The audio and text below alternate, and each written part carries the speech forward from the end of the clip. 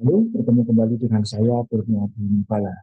Pada video kali ini kita akan melanjutkan pembahasan kondisi optimalitas. Kalau di video sebelumnya kita membahas kondisi optimalitas untuk permasalahan yang tidak terkendala, maka kali ini kita akan membahas kondisi optimalitas untuk permasalahan yang terkendala. Nah, sebelum kita masuk ke formulasi dan pembuktian kondisi optimalitas untuk permasalahan terkendala, kita akan membuat dulu rumusan formal atau rumusan umum permasalahan optimasi yang memiliki kendala.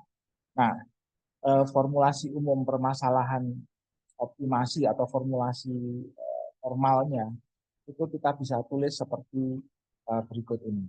Yang pertama, vektor variabel desainnya adalah X, di mana vektor X ini memiliki komponen X1, X2, sampai Xn. Nah, kemudian fungsi objektif, jadi setelah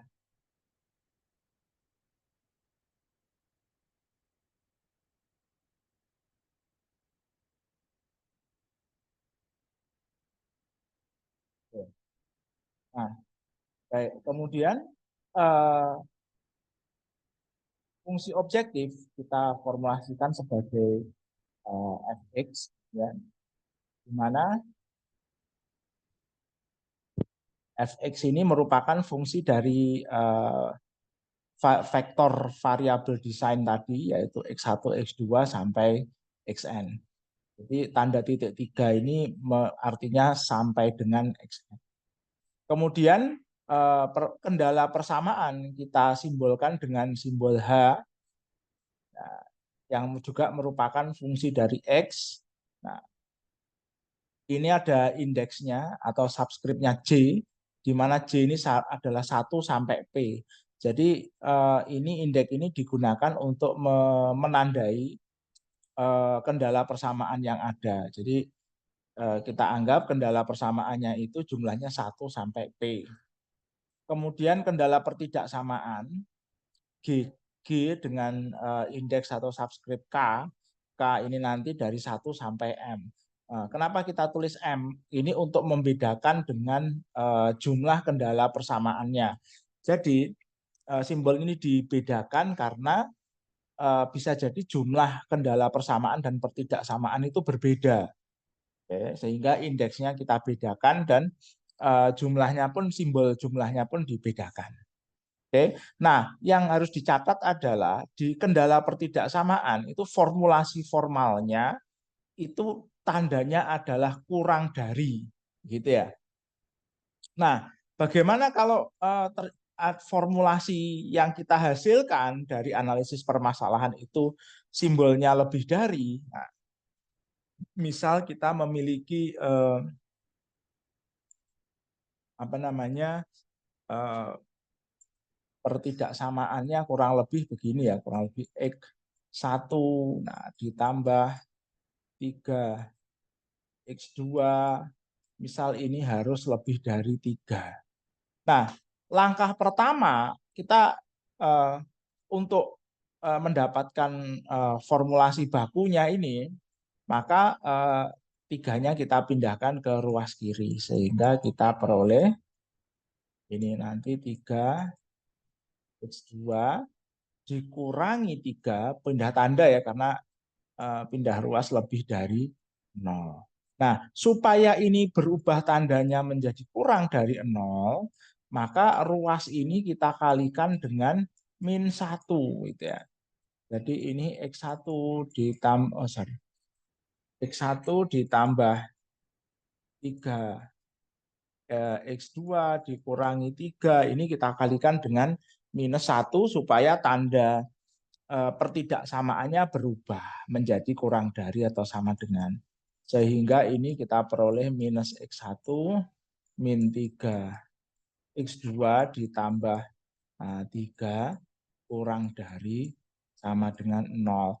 Nah, inilah G X-nya gitu ya. Oke. Jadi formulasi bakunya seperti ini, kurang dari sama dengan 0. Jadi kalau nanti dari analisis permasalahan yang sifatnya intuitif atau brainstorming diperoleh bahwa oh ini lebih besar, maka langkah seperti tadi manipulasi aljabar sederhana seperti ini bisa kita gunakan untuk memperoleh formulasi kendala pertidaksamaannya dalam bentuk bakunya. Oke, kita clear dulu.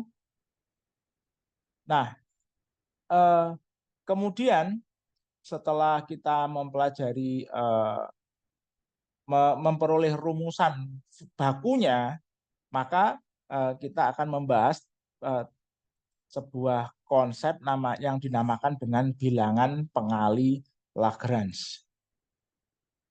Nah, untuk setiap kendala, baik kendala persamaan maupun kendala pertidaksamaan, terdapat bilangan skalar, artinya dia bukan vektor ya, dia bilangan skalar itu dia hanya punya nilai gitu ya. Pengali yang disebut sebagai pengali Lagrange. Nah, bilangan pengali ini memiliki peran penting dalam penyelesaian permasalahan optimasi. Nah, nilai bilangan pengali Lagrange itu tergantung pada bentuk atau formulasi analitis dari kendala. Oke. Jadi penting untuk memformulasikan ulang kendala itu sesuai dengan bentuk formulasi bakunya ini, terutama kendala pertidaksamaan. Oke. Nah, sebelum kita masuk lebih jauh, kita harus memahami beberapa konsep penting nanti yang akan kita pakai untuk bisa jadi dasar memahami konsep tentang pengali Lagrange. Nah, yang pertama konsep tentang titik reguler atau regular point. Di dalam permasalahan optimasi dengan fungsi objektif fx dan kendala persamaan hx sama dengan 0, di mana hi sama maaf ini sepertinya harus saya rubah ya.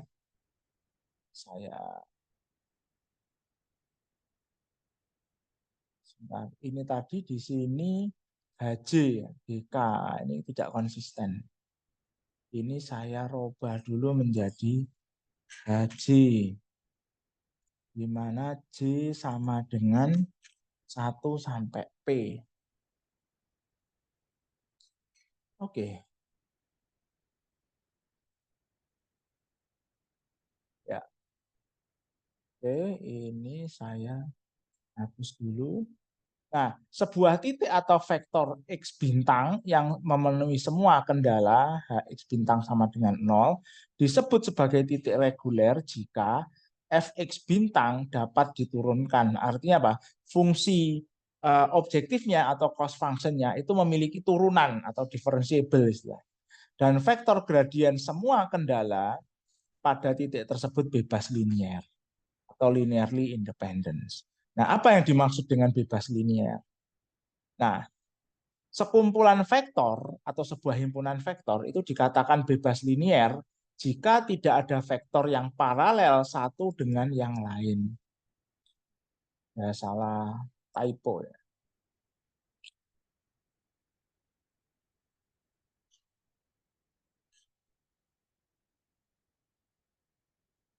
Satu dengan yang lain, gitu ya.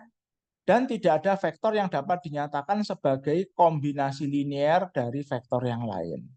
Nah, pengecekan kebebasan linier ini bisa dilakukan dengan menyusun kombinasi linier dari anggota himpunan vektor tersebut, kemudian mencari koefisien di dalam kombinasi linier tersebut yang bisa menjadikan kombinasi linier bernilai 0. Kalau koefisien ini nilainya lebih dari 0, nah biasanya kita sebut dia tidak bebas linier. Oke, contoh. Tentukan apakah vektor X1 3,2 dan X2 3,6 bebas linier. A1, X1, A2, X2, A1 dan A2 ini koefisien yang disebutkan dalam poin sebelumnya ini. Nah, kemudian kita masukkan nilai angkanya, kemudian kita kalikan, tersusunlah matriks seperti ini. Nah, kemudian ini kita selesaikan. Oke. Menyelesaikan, kita cari A1 dan A2-nya. Oke. Nah, kalau kita lihat ini 6A1 hasilnya apa? Ini supaya bisa kita eliminasi, ini A1-nya kita hilangin dulu untuk eliminasi. Ini kita kalikan 2 sama dengan 6, yang 2A1 yang bawah kita kalikan 3 gitu ya. Kemudian ketemu 6A1 ditambah 6A2 sama dengan 0, yang bawah 6A1 tambah 18A2 sama dengan 0.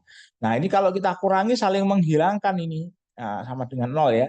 6 dikurangi 18 min 12. Min 12A sama dengan 0, A2 ya.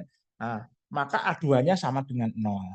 Nah, kalau kita substitusikan balik, nanti kita ketemu, ini masukkan lagi ke sini, persamaan yang pertama, 3A1 tambah 3A2 sama dengan 0. Kalau ini kita masukkan sama dengan 0, A2-nya, maka ketemu 3A1 sama dengan 0. Berarti A1-nya juga sama dengan 0. Nah, kalau koefisiennya sama dengan 0, maka kedua vektor ini kita anggap, kita nyatakan dia bebas linier. Contoh selanjutnya, X1-nya 32, X2-nya 64. Kalau kita lihat, 6 ini kelipatan 3, 4 juga kelipatan 2. Apakah ini bebas linier? Nah, dengan cara yang sama, kita susun kombinasinya, kemudian kita masukkan angkanya, ketemu persamaan matriknya, ketemu persamaan liniernya, 3A1 tambah 6A2 sama dengan 0, 2A1 tambah 4A2 sama dengan 0. Nah, ini kemudian kita eliminasi A1-nya.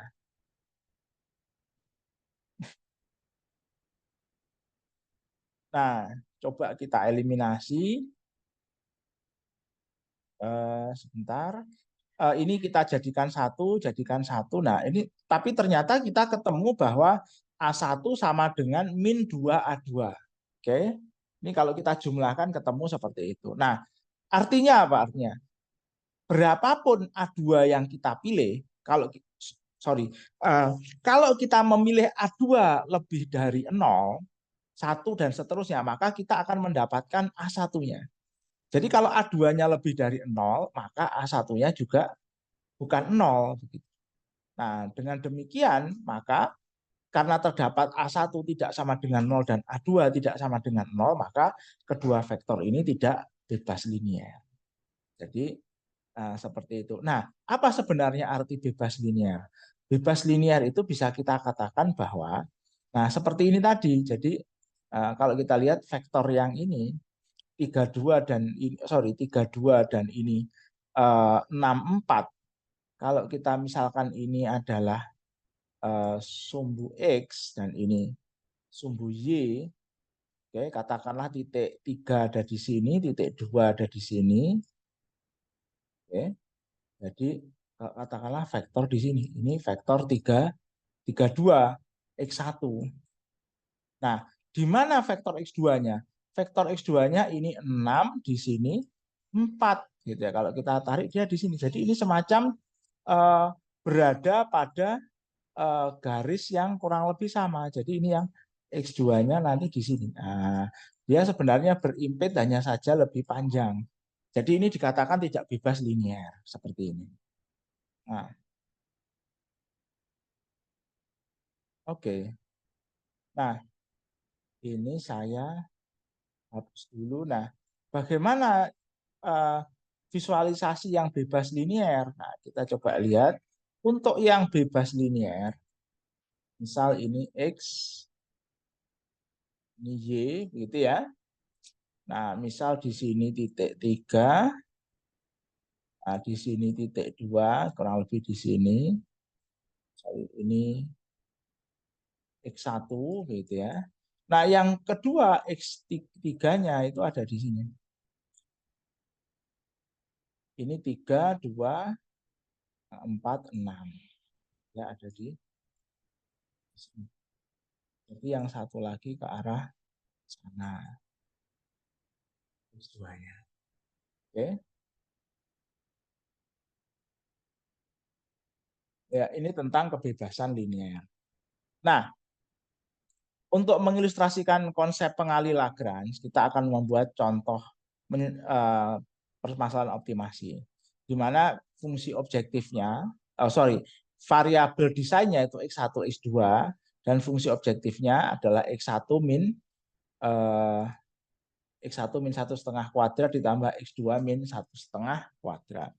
Kendalanya adalah kendala persamaan, X1 ditambah X2 kurang dari 2, dikurangi 2 sama dengan 0. Nah, kalau kita gunakan metode grafis, nanti kita dapatkan solusi kurang lebih seperti ini. Jadi fungsi objektifnya ini nanti berupa konturnya berupa lingkaran seperti ini. Pusatnya di 1,5 1,5. Kenapa? Kalau ini kita masukkan 1,5 1,5, F-nya bernilai 0.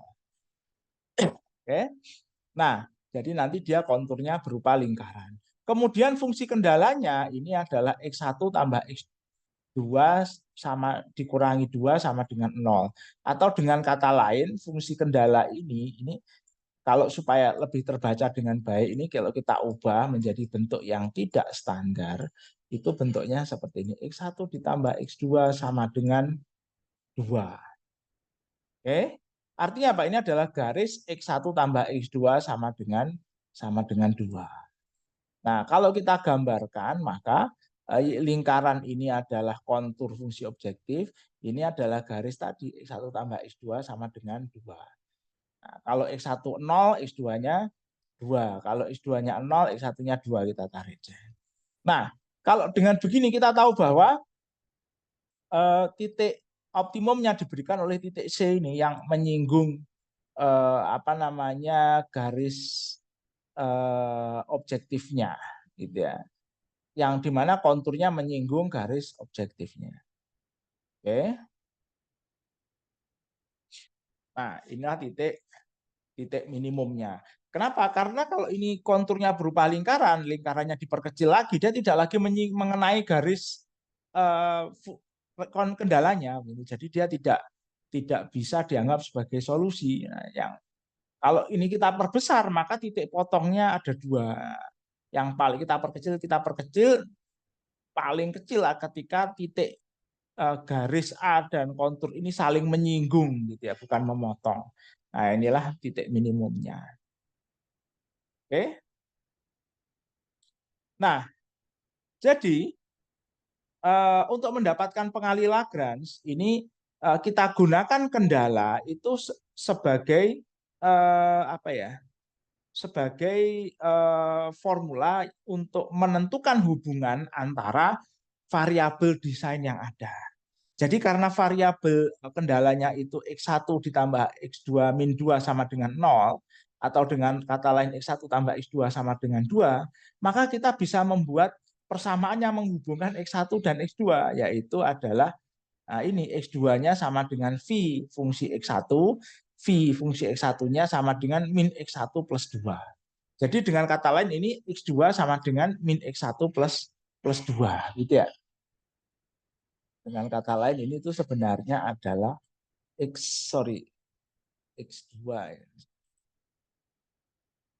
X2-nya itu sama dengan minus X1 ditambah 2, kurang lebih begini. Oke. Nah, kemudian jika fungsi ini kita substitusikan ke dalam fungsi objektif, nah kita masukkan balik, nanti kita bisa menghilangkan X2-nya. Jadi fungsi objektifnya hanya fungsi dari X1. Nah, kurang lebih begini, ini min X1 plus 2. Ini kita jabarkan seperti ini. 2 dikurangi 1,5 jadi 0,5. Ini kita kuadratkan, ketemu ini kita kuadratkan. Oke, ketemu ini, lalu ketemu fungsi objektifnya sebagai fungsi dari satu variabel saja, yaitu X1. Oke, nah dengan demikian karena kendalanya itu sudah masuk ke dalam, maka kita bisa gunakan kurang lebih kondisi optimalitas untuk permasalahan optimasi tanpa kendala di sini, karena kendalanya sudah masuk ke dalam, yaitu fungsi optimalitasnya adalah df per dx sama dengan 0 dan d kuadrat f per dx kuadrat tidak sama dengan 0. Nah, kalau kita terapkan, kita turunin ini df terhadap X1 F-nya, ketemu DF per DX1 sama dengan ini D2X kuadrat min 4X1 tambah 2,5 diturunin, ketemu 2-nya turun, 2 kali 2 4, 2 dikurangi 1 jadi 4X1, min 4X1 diturunkan jadi 4, yang ini 0. Nah, ini turunan pertama. Turunan keduanya 4 gitu ya, karena ini diturunin hilang. Oke, jadi ini terpenuhi. Turunan keduanya tidak sama dengan 0. Turunan pertamanya ini harus dinolkan. Nah, berarti apa? 4X1 dikurangi 4 sama dengan 0, X1 sama dengan 4, X1 sama dengan 4 per 4 sama dengan 1. Nah, kemudian titik X2-nya dapat kita peroleh dari formulasi fungsi V-nya. Jadi kalau X1 sama dengan 1, maka X2 sama dengan min X1 plus 2, itu min 1 plus 2 sama dengan 1. Oke, jadi karena turunan kedua konstan, maka titik X11 ini merupakan titik minimum lokalnya atau titik optimumnya. Dan ini solusinya sama dengan yang diperoleh menggunakan solusi grafis ini, satu-satu. Oke, jadi kurang lebih seperti itu. Nah, dari contoh ini dapat kita lihat bahwa kita tadi memperoleh solusi itu dengan cara apa? Memasukkan kendalanya ke dalam fungsi objektifnya. Nah, jadi kita tadi mendapatkan bahwa turunan DF per DX sama dengan 0 ini dapat kita hitung ketika kendalanya itu sudah masuk ke dalam. Nah, kalau kita lihat ini turunannya menggunakan huruf D, bukan menggunakan simbol parsial. Ini namanya turunan total, gitu ya. Nah, jadi kita tadi menggunakan kondisi DF per DX1 sama dengan 0. Nah, turunan F terhadap X, turunan total dapat kita hitung seperti ini. DF per DX1 itu adalah parsial F, parsial X1, turunan parsial terhadap X1, ditambah parsial F, parsial X2, turunan F terhadap X2, kali turunan X2 terhadap X1. Nah, karena X2 itu sama dengan V X1, maka ini bisa kita tulis seperti ini. Jadi dari sini ini bisa kita transformasikan ke sini. Nah, karena X2-nya itu sama dengan V, fungsi dari X1. Ini begini. Oke. Nah, kemudian pada titik optimum itu kita peroleh bahwa df X1 bintang X2 bintang per dx1 sama dengan 0. Jadi ini apa namanya yang ada di ruas kedua ini harus sama dengan 0, maka kita tulis di sini. Nah, problemnya adalah ini ada V-nya ini. Oke. Nah, kalau ada V-nya ini berarti nanti kita harus merumuskan ulang semua kendalanya. Nah, untuk menghindari itu maka V-nya ini akan dV per dx1 ini kita hilangkan. Ya, caranya bagaimana? Sekarang kita ganti masuk ke fungsi kendalanya. Turunan total dari fungsi kendala di titik optimum juga kita anggap sama dengan 0 atau DH per DX1 sama dengan 0. Nah, ini kalau kita jabarkan turunan total ini adalah turunan parsial kendala terhadap X1 ditambah turunan parsial terhadap X2 kali DX2 per DX1. Oke, nah kalau kita lihat di sini sama muncul lagi ini V-nya DX2 per DX1. Oke. Nah, kemudian ini kita manipulasi. Manipulasinya bagaimana? Oke, ini sama dengan 0, maka ini kita pindahin ke kanan. Oke, ya, kita pindah kanan. Kemudian setelah pindah kanan, ini pindah di bawah. Jadi ketemu dV per dx1 itu adalah DOH per DX1 atau parsial H per parsial X1 per parsial H per parsial X2. Oke, ini kita nanti masukkan kembali. Jadi ini hasil ini nanti kita masukkan kembali ke atas. Ya, kita masukkan ke sini. Kita masukkan ke sini untuk menggantikan ini supaya DOV per DX1-nya bisa hilang. Oke. Nah, kalau kita masukkan, maka kita peroleh seperti ini. Do F per do X1 dikurangi do F per do X2 kali do H per do X1 dibagi do H per do X2. Nah, yang ini yang bukan yang apa namanya penyebutnya itu X2 kita kumpulkan. Jadi do F per do X2 kita kumpulkan dengan do H per do X2. Kita namai dengan parameter V begitu ya. Nah, nanti kalau ini kita masukkan kita ketemu apa? Parsial F per parsial X1 ditambah V parsial H per parsial X1 sama dengan 0. Oke. Nah, demikian pula nanti di jadi ini kondisi optimalitas untuk X1-nya. Jadi parsial F per parsial X1 ditambah V parsial H per parsial X1 sama dengan 0. Untuk variabel X2-nya juga sama, do F dF per dX2 sama dengan 0. Ini do F per do X2 ditambah sama dengan do F per do X1 kali dX1 per dX2 sama dengan 0. Oke. Nah, agar kita tidak perlu menentukan ini, sebentar, ini ada kesalahan typo ya. Ini pakai D harusnya.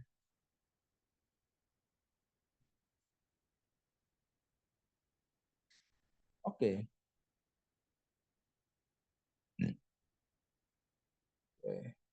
Nah, kita harus mencari formula dx1 per dx2 sebagai fungsi dari hx.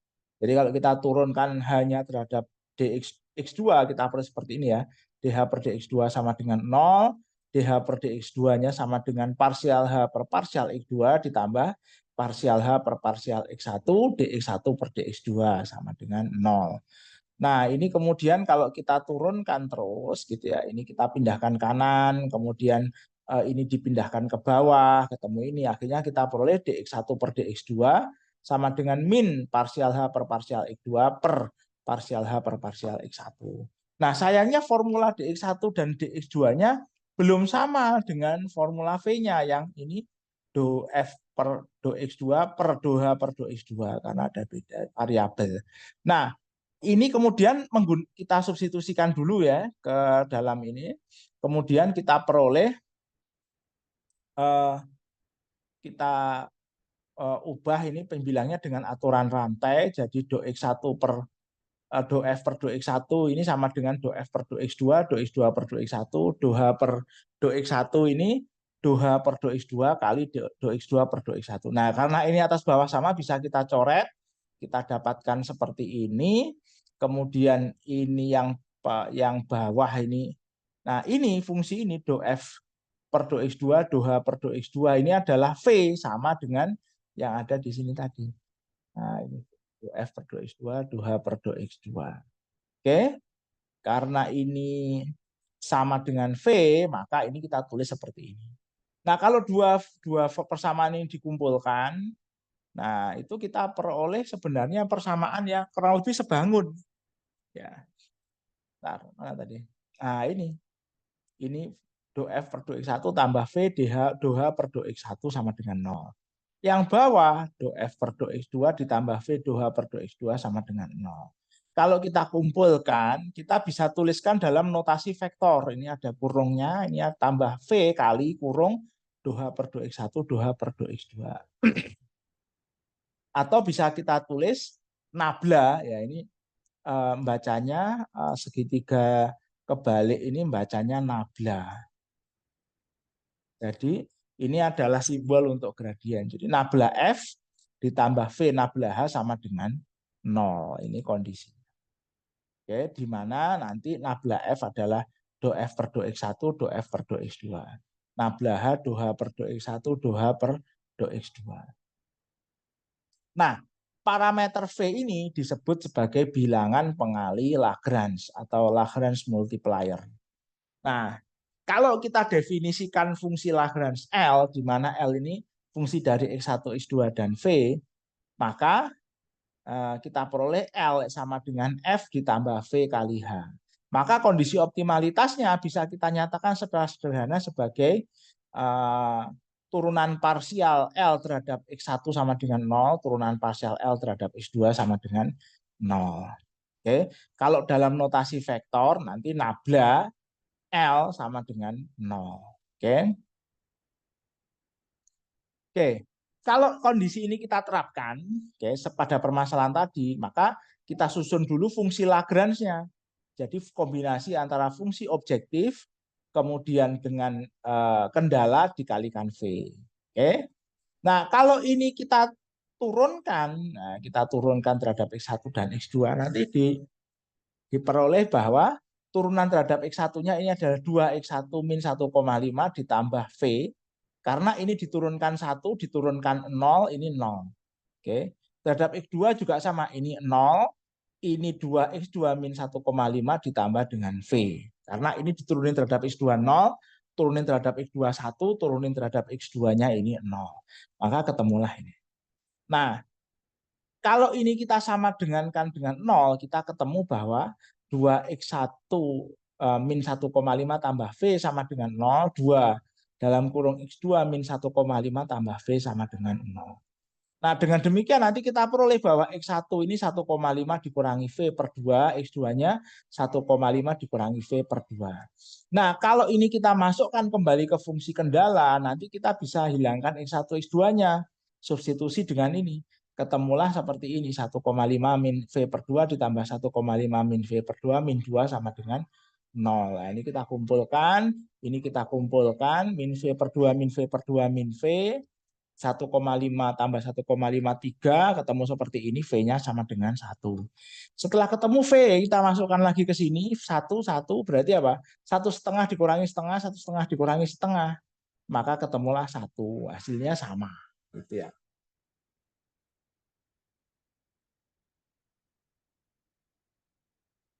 Oke, baik. Kemudian apa berarti makna geometris dari pengalih Lagrange? Nah, formula kondisi perlu untuk tercapainya optimalitas pada permasalahan optimasi dengan kendala persamaan itu tadi dapat kita tulis ulang menjadi nabla L sama dengan 0 atau nabla F ditambah V nabla H sama dengan 0. Oke. Nah, dengan kata ini kalau kita pindahkan ke kanan kita akan ketemu nabla F sama dengan min V nabla H. Jadi V ini gitu ya, itu jadi pada titik optimum karena ada V ini nanti menunjukkan bahwa pengalih Lagrange itu merupakan konstanta proporsionalitas yang menyebabkan gradien fungsi objektif dan gradien kendalanya itu apa ya, berada pada garis yang sama atau proporsional satu dengan yang lain. Jadi kondisi optimalitas pada permasalahan optimasi dengan kendala persamaan ini dapat kita rumuskan.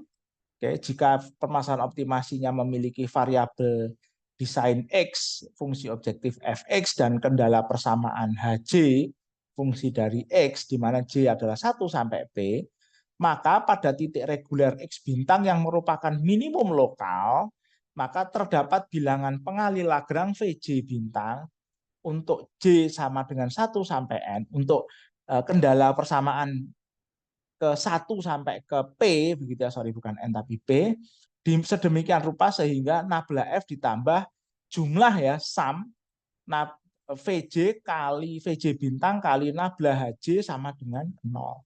Jadi kalau nanti kendalanya lebih dari 1, ini dijumlahkan kendalanya. P1, H1, V1 nabla H1 tambah V2 nabla H2 dan seterusnya. Atau kita bisa tulis seperti ini, oh, maaf ini ada typo ya. Harusnya ini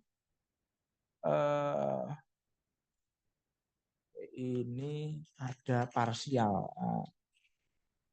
Oke, ada parsial. Oke. Parsial F parsial X1 ditambah jumlah J sama dengan 1 sampai P, V J bintang. Nah, ini harusnya ada parsial juga.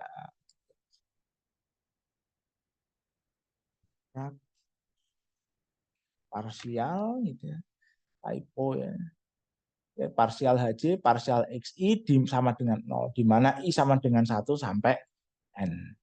Oke. Nah, kalau kita formulasikan dalam fungsi Lagrange, L fungsi dari X dan V, di mana L-nya adalah Fx tambah jumlah dari VJ HJ, ini kalau kita apa namanya, suku kedua ini kalau kita jabarkan ini seperti perkalian vektor, jadi H1 kali V1 tambah H2 kali V2 dan seterusnya. Kita bisa tulis dalam notasi vektor seperti ini, atau kita sederhanakan bahwa V ini adalah V transpose gitu ya, kali H.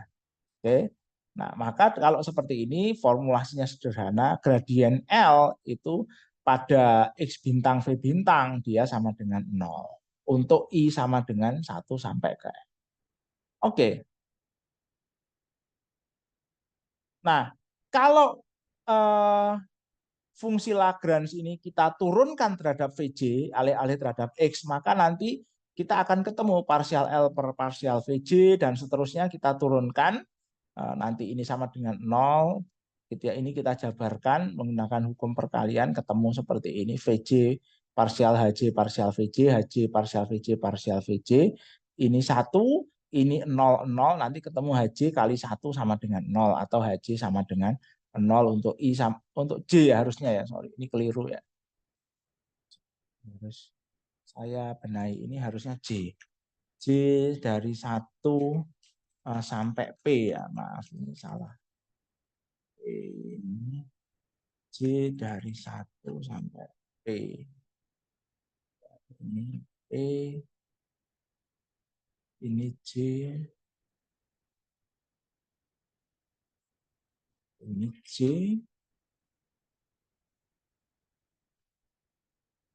ini juga J.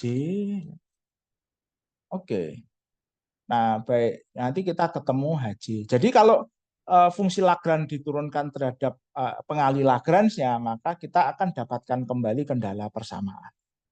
Baik, ini adalah kondisi optimalitas untuk permasalahan dengan kendala persamaan. Sampai bertemu di video selanjutnya.